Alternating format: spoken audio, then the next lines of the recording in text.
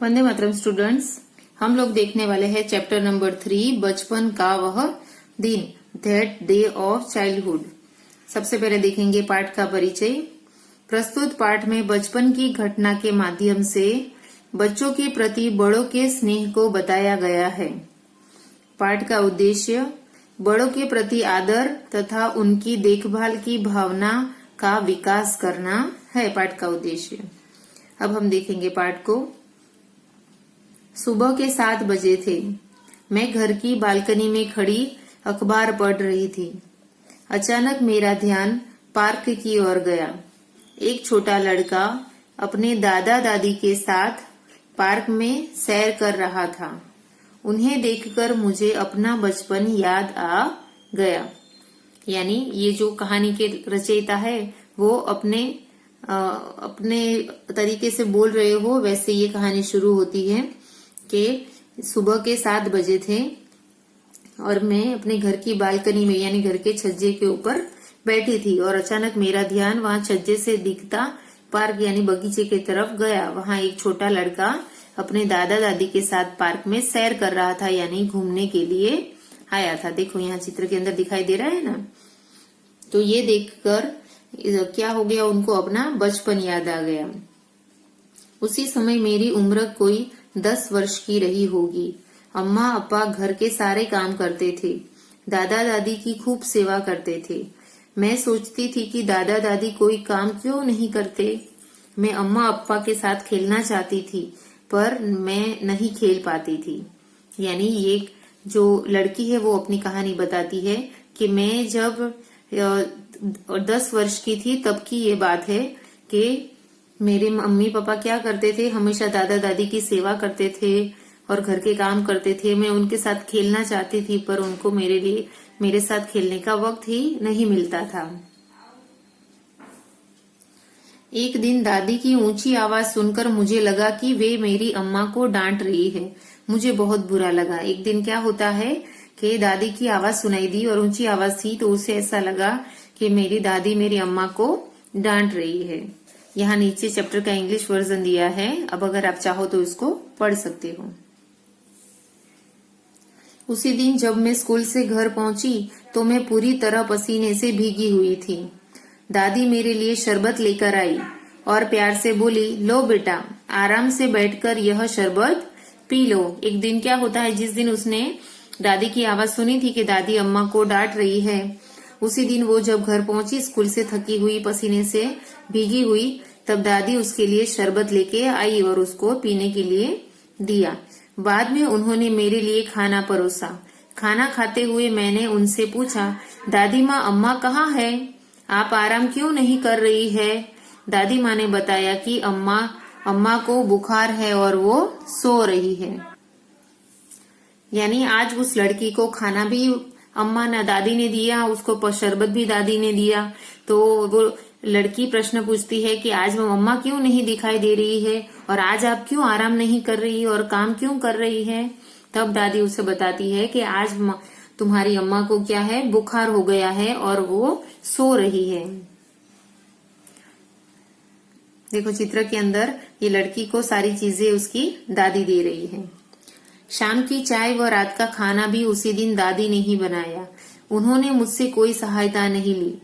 उन्होंने मुझसे कहा, सुषमा बेटी, तुम बस अपनी पढ़ाई करो, यह सब काम मैं कर लूंगी।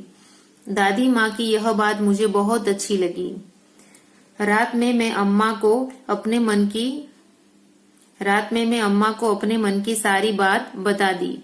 अम्मा ने प्यार से मेरे सिर सहलाते हुए कहा, अगर तुम कोई गलत काम करती हो तो मैं तुम्हें डांटती हूँ। इसी तरह से तुम्हारी दादी मेरी अम्मा जैसी है। मुझसे जब कोई गलती होती है तो वह मेरे भले के लिए मुझे डांटती है। दादा दादी घर के बुजुर्ग है। सारी जिंदगी उन्होंने हमारे लिए काम किया है। अब हमारा कर्तव्य है कि हम उनकी सेवा करें। देखो अभी क्या होता है, कितना बड़ा परिवर्तन आता है लड़की के मन के अंदर। जब एक दिन अम्मा बीमार होती है तो दादी घर का सारा काम करती है, सुबह का शाम का खाना वो सब बनाती है और उसके लिए वो सुषमा की कोई हेल्प नहीं लेती और सुषमा को क्या बोलती है कि तुम बस अपनी पढ़ाई करो, मैं सारा काम कर लेती हूँ। तो यह बात ये लड़की के मन में आती है।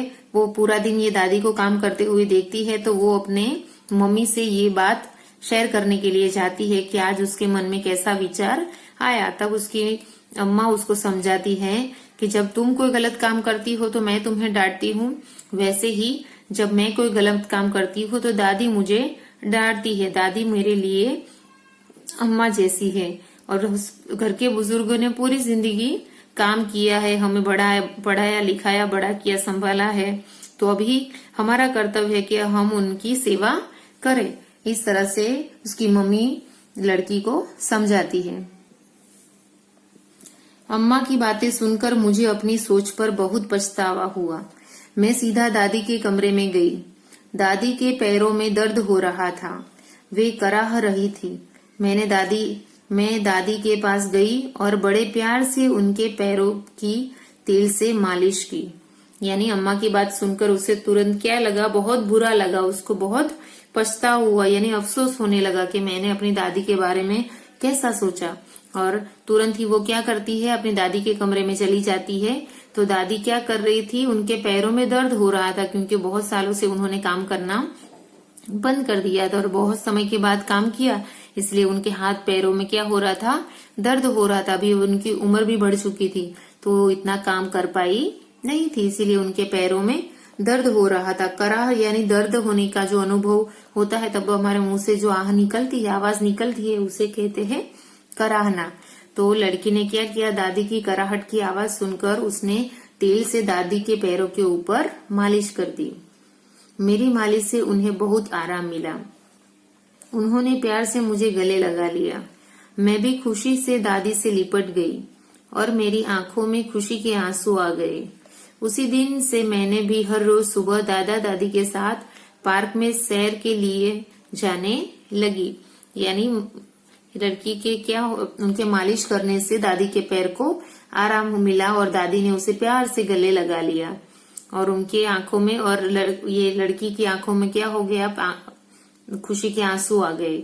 और उस दिन से फिर उसने सोचा कि वो हर रोज अभी दादा दादी के साथ पार्क में जाएगी और दूसरे दिन से फिर वो पार्क में जाना उसने शुरू कर दिया। तो यहाँ पे ये चैप्टर खत्म होता है। अब हम देखेंगे उसका अभ्यास। सबसे पहले दिया है पाठबोध। पाठबोध के अंदर है श्रुतलेख यानी डिक्टेशन। यहाँ पे कुछ ऐसे हार्ड वर्ड है जो हमें नोटबुक के अंदर ओनली लिखने हैं। बालकनी, उम्र, ध्यान, आवाज, बुजुर्ग, जिंदगी, कर्तव्य, पछतावा और दर्द। अब हम देखेंगे मौखिक प्रश्न और लिखित प्रश्न। मौखिक और लिखित प्रश्नों के उत्तर हम लोग देखेंगे नोटबुक के अंदर।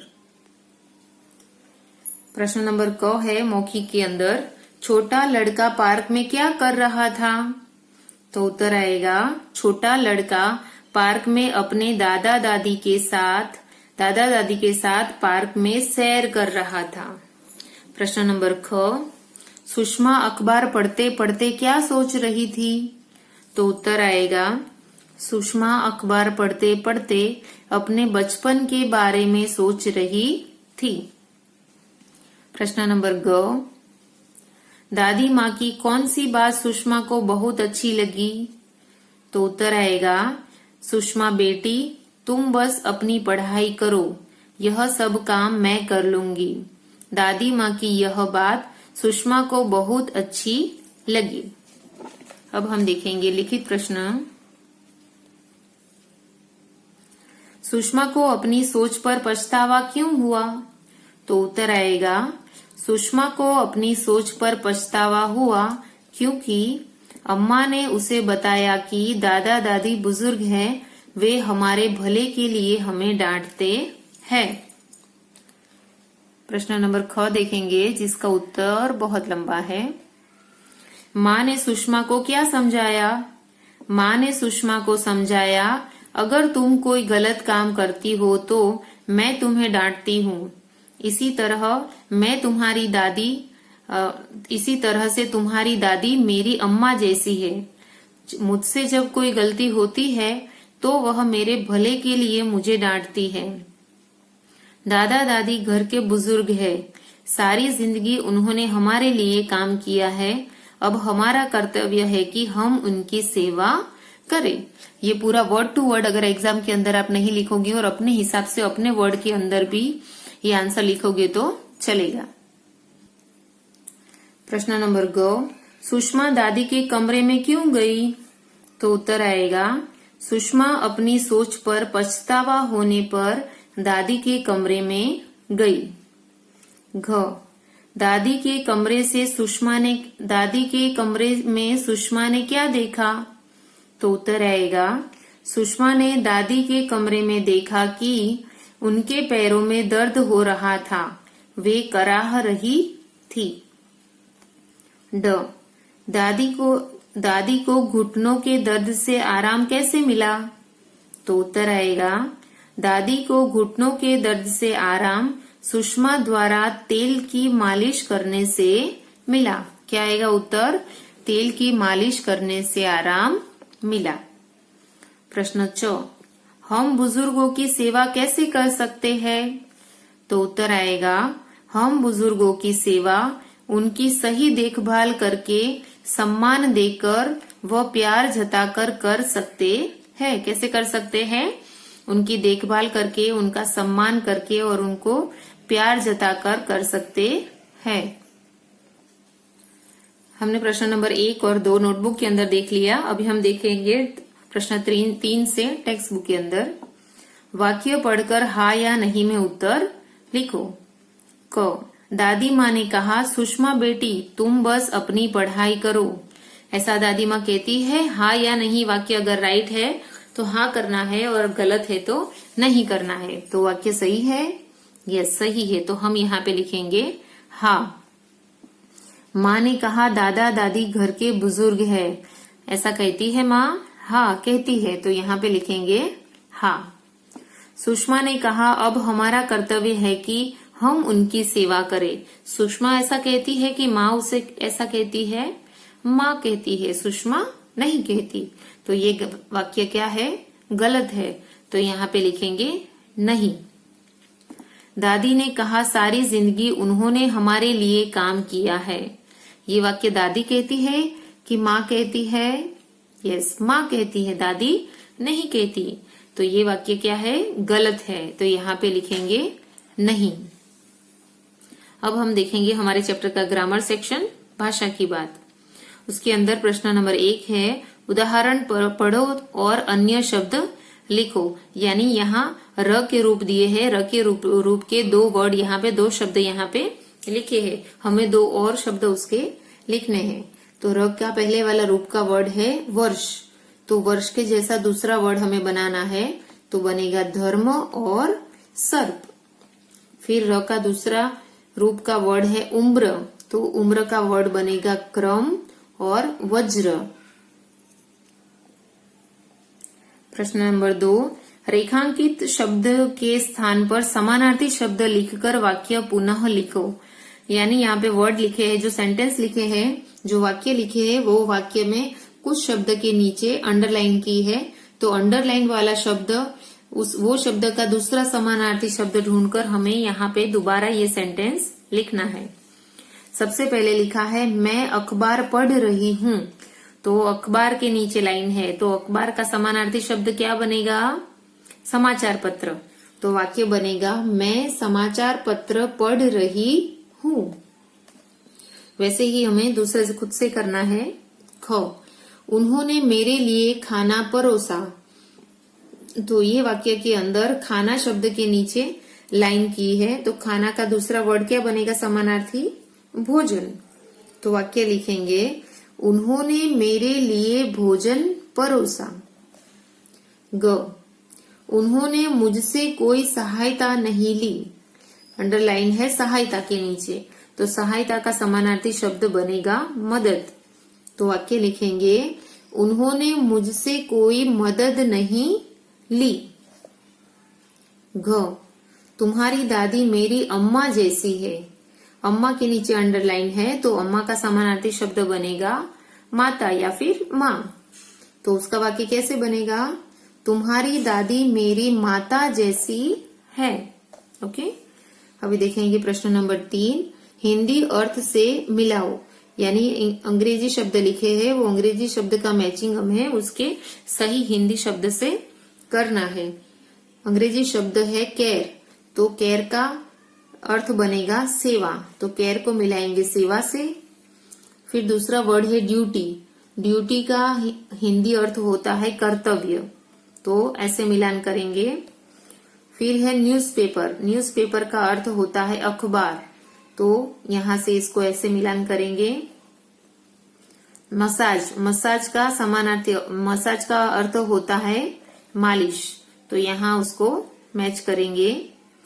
चाइल्डहुड, चाइल्डहुड का अर्थ होता है बचपन, तो इसको यहां से मैच करेंगे। फिर होता है ग्रोन, उसका अर्थ होता है कराह, तो यहां से उसको यहां पे मैच करेंगे। ओके, अभी हम देखेंगे लास्ट वाला प्रश्न। इस पाठ के कोई भी 5 वाक्य मातृभाषा में लिखो, यानी पूरे चैप्टर में से ओनली 5 सेंटेंस आपको ढूंढने हैं, लेने हैं और उसको अपनी मातृभाषा में यानी अपनी मदर टंग के अंदर उसको ट्रांसलेट करना है। ओके, यहाँ पे 5 सेंटेंस गुजराती में हो, गुजराती हो तो गुजराती के अंदर करने हैं, हिंदी है तो हिंदी के अंदर करने हैं। ओके, जो भी आपकी मातृभाषा हो, मराठी हो तो उसके अंदर आपको ये सेंटेंस यहाँ पे लिखने हैं और ये वाली एक्सरसाइज आपको खुद से करनी है। तो यहाँ पे ये चैप्टर हमारा खत्म होता है। नेक्स्ट वीडियो में हम न्यू चैप्टर देखेंगे। Okay, bye students.